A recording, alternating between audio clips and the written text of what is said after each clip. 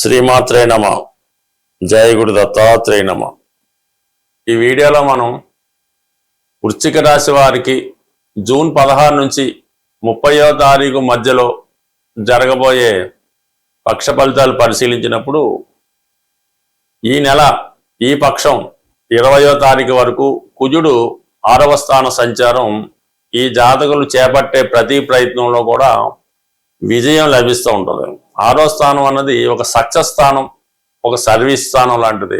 నిరుద్యోగులు లాంటి వాళ్ళు ఏదైనా ఉద్యోగ ప్రయత్నాలు చేస్తున్నా, క్రీడా రంగంలో ఉన్నవాళ్ళు ఏదైనా పోటీల్లో పాల్గొంటున్నా వారికి తప్పకుండా విజయం లభించే అవకాశం ఉంటుంది.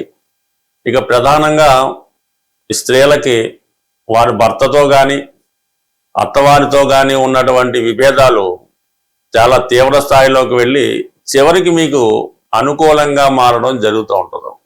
ఎందుకంటే ఒక విధంగా ఈ పక్షంలోనే 20వ తారీఖు తర్వాత కుజుడు 7వ స్థానంలోకి మారబోతున్నాడు. ఇది ఒక విధంగా భార్యాభర్తల మధ్య తీవ్రమైనటువంటి ఎడబాటుకి కారణం అవుతూ ఉంటుంది. అయితే ఆ ఎడబాటుకి భార్యాభర్తలు అయితే కారణం కాదు, మధ్యవర్తులు ఎంటర్ అవ్వడం వల్ల వారు ఫిజికల్గా భార్యాభర్తల్ని విడదీసి కొన్ని డిమాండ్లు ప్రవేశపెట్టడం జరుగుతూ ఉంటుంది. సో అందువలన ఏంటంటే ఇటువంటి సిచ్యువేషన్ ఎదుర్కొంటున్నటువంటి భార్యాభర్తలు ఎవరైనా ఉంటే మీరు పరస్పరం ఒకరినొకరు మాట్లాడుకుంటే ఒక కౌన్సిలింగ్ లాంటివి తీసుకున్నా పర్లేదు, కంపల్సరీగా మీరు మళ్ళా మీ జీవితంలో తిరిగి ఒకటయ్యే అవకాశం అనేది కామన్గా రావడం జరుగుతూ ఉంటుంది. అంటే ప్రస్తుతం ఈ వృశ్చిక రాశి వారికి కుజుడు రాశ్యాధిపతి, అలాగే మిత్రగ్రహం. అందువల్ల ఏంటంటే సాధారణంగా ఏ భావంలోకి వచ్చినా ఆ భావాన్ని మంచి చేసే ప్రయత్నం చేస్తాడు తప్ప పాడు చేసే ప్రయత్నం అయితే ఉండదు. అయితే 6వ స్థానం నుంచి 6వ స్థానాధిపతిగా కొంతవరకు ఇటువంటి విభేదాలు వాళ్ళ అవసరాల కోసం మిమ్మల్ని ఉపయోగించుకోవడం జరుగుతుంటుంది. కాబట్టి ఇది తొందరగా ఈ వృశ్చిక రాశి వారు కానీ ఈ కుజుడు ప్రభావం ఉన్న రాశుల వారు ఎవరు ఏం చెప్పినా వినడం, తొందరపడి మాట్లాడడం కానీ వేరే ఫిజికల్గా యాక్ట్ చేయడం కానీ జరిగే అవకాశం ఉంటుంది. కాబట్టి వీరి జీవితంలో చిన్న పొరపాటు పెద్ద మిస్టేక్ అయి అది జీవితాంతం వేధిస్తూనే ఉంటుంది. కాబట్టి ఈ విషయంలో మీరు ఏమాత్రం తొందరపడకుండా వివాహ విషయంలో ఒక రాజీ మార్గానికి రావడం అన్నది చాలా వరకు మంచిది.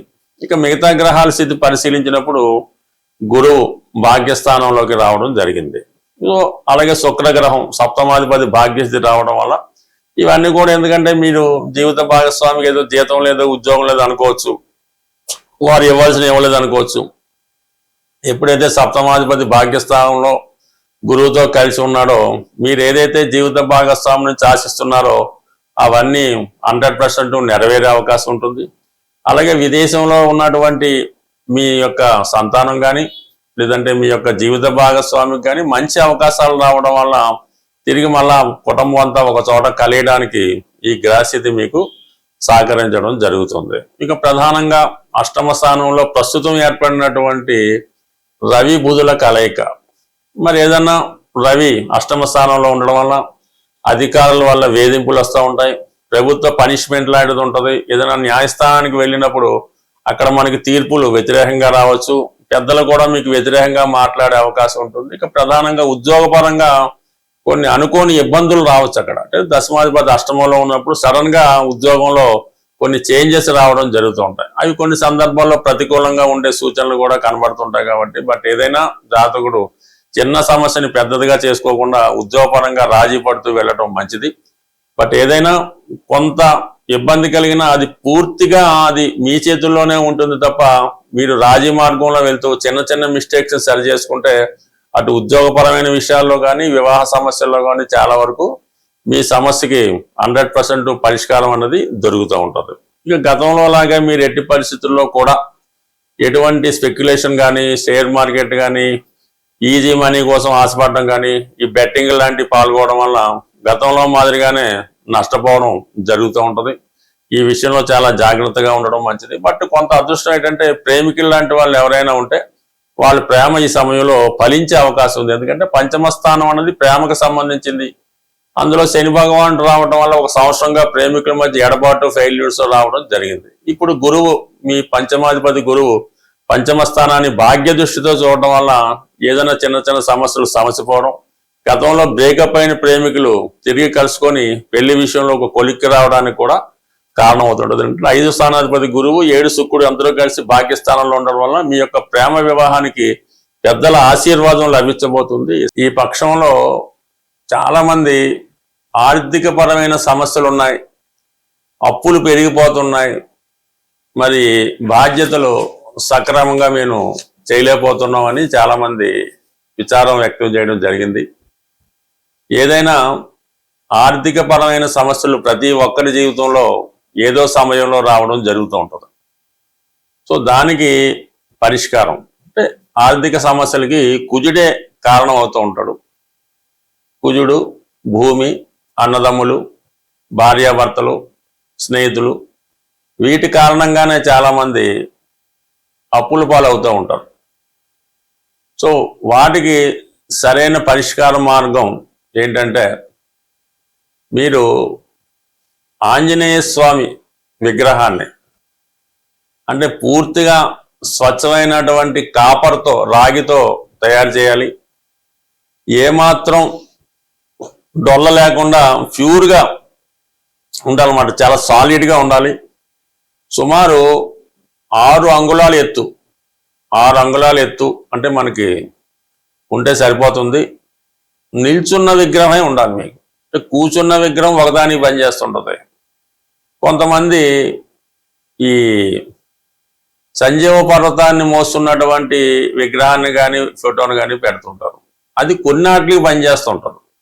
ఇప్పుడు ఉన్నటువంటి సమస్యలకి రెడీ టు మూవ్గా ఉండాలన్నమాట ఆంజనేయ స్వామి వారు. అటువంటి కాపర్తో చేసిన విగ్రహాన్ని మీరు తయారు చేయించుకొని పూజా మందిరంలో పెట్టుకోవాల్సి ఉంటుంది. బ్యాక్గ్రౌండ్గా సీతారాముల పట్టాభిషేకం ఫోటో పెట్టుకోవాలి. మిగతా ఫోటోలు మీ ఇష్టం. ఈ సీతారాముల ఫోటో లేకుండా, వాళ్ళని పూజించకుండా ఆంజనేయ స్వామిని మీరు ఎంత పూజించినా కూడా మీ టైం వేస్ట్. ఆ పట్టాభిషేకం ఫోటో మీరు పెట్టండి. ఆంజనేయ స్వామి వారిని అంటే మామూలుగా స్థాపించి ప్రతి మంగళవారం కేవలం సింధూరంతో పూజించాలన్నమాట. అది మీ యొక్క విగ్రహాన్ని దీన్ని బట్టి సింధూరంతో కొంతవరకు హనుమాన్ యొక్క అష్టోత్తరంతో ఏదో విధంగా ఆంజనేయ స్వామి వచ్చినా రాకపోయినా ఏదో విధంగా 108 సార్లు పూజించి, మరి రామరక్షా స్తోత్రం చాలా ఇంపార్టెంట్ అన్నమాట. జీవితంలో ఎటువంటి కష్టాలనైనా దూరం చేస్తూ ఉంటుంది. ఈ రామరక్షా స్తోత్రాన్ని పారాయణ చేయడం వల్ల, పఠించడం వల్ల ఇలా ఒక 8 మంగళవారాలు చేయాలి. ప్రతి మంగళవారం కూడా మీరు ఎంత రుణం ఉంది, సుమారు మీకు ఒక 10 కోట్లు అప్పు ఉందనుకుందాం. 10 కోట్లు అప్పు ఉన్నప్పుడు 10 100 రూపాయల నోట్లు, లేదా 10 రూపాయల నోట్లు, లేదా 10 కాయిన్స్ మరి ఆంజనేయ స్వామి వారి పక్కన ఒక మట్టితో చేసినటువంటి హుండీ లాంటిది పెట్టి అందులో ఆ విధంగా ఆ సంఖ్య వచ్చేలాగా వేసుకోవాలి. 10 లక్షల అప్పు ఉంది, 10 రూపాయలు అందులో వేద్దాం. ఇలాగ మీరు ఒక 8 మంగళవారాలు ఆంజనేయ స్వామి వారిని పూజించుకోవడం వల్ల ఎంతో కొంత దాన్ని రెట్టింపు చేస్తూ వెళ్ళిపోవాలన్నమాట మీరు. అంటే అది మీరే ఎవరికి ఇవ్వక్కలేదు, హుండీలో కూడా వేయక్కలేదు. ఈ వారం మీరు 100 రూపాయలు వేశారు, నెక్స్ట్ వారం 200, ఆ నెక్స్ట్ 400, ఆ 800, అలాగే ఒక 8 వారాలు వీలైతే అప్పు తీరేదాకా కూడా ఆ విధంగా మీరు రెట్టింపు చేసుకుంటూ వెళ్ళిపోండి. అదే అవుతుంది, ఏం పర్వాలేదు. చివరికి ఒక ఫైన్ మార్నింగ్ మీ మొత్తం అప్పు తీరిపోయే అవకాశం ఉంటుంది. అది కొద్దిగా కష్టమైన, అంటే ముందులో ఈజీగా ఉంటుంది, తర్వాత ఆటోమేటిక్గా తీరిపోతుంటుంది. అయితే ఇందులో హుండీలో వేయడానికి మళ్ళీ మీరు కొత్త అప్పు చేయకూడదు, అది మీరు సంపాదించే ప్రయత్నమే చేయాలి. సపోజ్ ఈ వారం మనం 1 lakh వేయవలసి వచ్చింది, నెక్స్ట్ వీక్ 2 lakhs వేయాలి. సంపాదించే ప్రయత్నమే చేయండి, అంతే తప్ప మళ్ళీ దీన్ని అప్పు చేసి పెడితే మాత్రం ఇబ్బంది అవుద్ది. ఈ విధంగా అంటే మీ స్థాయిని బట్టి చేసుకోవడం వల్ల 100కి 100 రూపాయలు కొద్ది వారాల్లో ఈ రుణం అన్నది 100కి 100 రూపాయలు తీరిపోవడం జరుగుతుంది. దాని తర్వాత మీ యొక్క క్యాష్ బాక్స్లో కానీ, మీరు ఎక్కడైతే బీరువాలో బంగారు నగలు పెడతారో అందులో ఒక చిన్న ఎరుపు రంగు క్లాత్ కొత్తది లైనింగ్ లాంటిది తీసుకొని అందులో మీ యొక్క ఒక పిడికెడు కందులు, శుభ్రమైన కందులు ఒక పిడికెడేసి చక్కగా మూట కట్టి, మరి ఆ మంగళవారం రోజు ఆ కుజహోర జరుగుతుండగా మీ యొక్క క్యాష్ బాక్స్లో ఈ కందుల మూట పెట్టడం వల్ల ఈ రెమెడీ మీకు బాగా చక్కగా పనిచేసి మీకున్నటువంటి రుణ సమస్యలకి ఒక పరిష్కారం అన్నది 100% దొరుకుతూ ఉంటుంది. ఇక దాని తర్వాత ఏంటంటే ఇది తీరిపోతూ కామన్గా ఎక్కువగా ఆర్థిక సమస్యలు తీరడానికి ప్రతి ఒక్కళ్ళు చేయవలసింది ఏంటంటే, మీకు ఏవైనా బలహీనతలు ఉంటాయి అంటే ఏ బలహీనత వల్ల మీరు రుణంలో పడ్డారో అది మీ మనసుకి తెలుస్తూ ఉంటుంది. వాటిని మీరు స్టాప్ చేయవలసి ఉంటుంది. అది పేకాట వల్ల, స్త్రీ వ్యసనం వల్ల, డ్రింకింగ్ వల్ల, అతి స్నేహం వల్ల, అక్కర్లేని బాధ్యతల వల్ల ఈ విధంగా కొన్ని జరుగుతూ ఉంటాయి. దాన్ని మీరు స్టాప్ చేయవలసి ఉంటుంది. కొద్ది కష్టమైనా సరే కంప్లీట్గా దాన్ని వదిలేయనమాట. అప్పుడు మాత్రమే మీరు ఆ రుణం నుంచి బయటపడతారు తప్ప మీకు ఉన్నటువంటి బలహీనత కంటిన్యూ చేసుకున్నంతకాలం మీరు ఆ రుణం నుంచి ఆ అప్పు నుంచి 100% బయటపడలేరు. కొంత కష్టమైన కొన్ని బలహీనతలను పక్కన పెట్టి ఆదిత్య హృదయం ప్రతిరోజు చదవడం, మరి మీ యొక్క రుణ సమస్యలకి ఇది కంప్లీట్గా పరిష్కారం చెప్పే అవకాశం ఉంటుంది. స్వస్తి.